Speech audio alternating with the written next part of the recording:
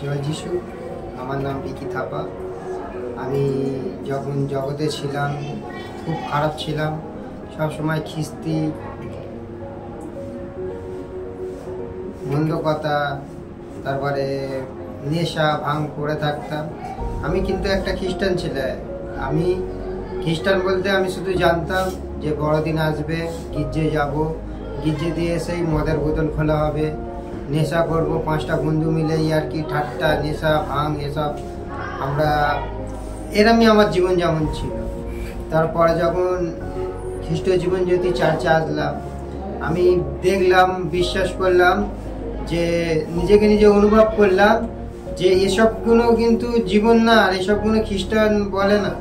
খ্রিস্টান হওয়া মানে হচ্ছে যে অন্তর থেকে আসে, খ্রিস্টান যে অন্তর থেকে আসে, যে একটা ভালো কথা কাউকে এখন বলতে, এখন যখন দিয়ে আমি চার্চে আসছি, কাউকে গিয়ে কোনো কথা বলার আগে আমি একটা ভালো কথা বলি, যে খারাপ বিষয়টা, খারাপ যে মুখ খারাপ করে যে বিষয়টা সেটা করি না।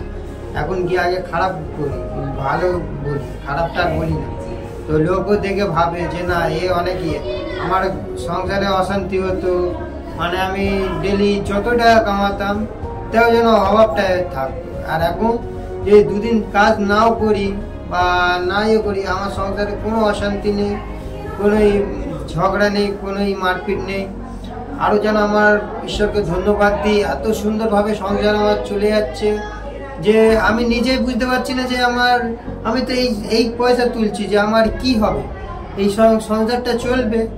হ্যাঁ, এটা দিয়ে এইটা দশমাংশ আমি আগে তুলে রাখলাম, তারপরে যে টাকাটা বাঁচছে, তো ঈশ্বরকে ধন্যবাদ দিই যে এত সুন্দরভাবে যে আমার চলে যাচ্ছে, যে পয়সা না থাকলেও যেন মাংস খাচ্ছি, মাছ খাচ্ছি, মানে আমার কোনো অভাব নেই।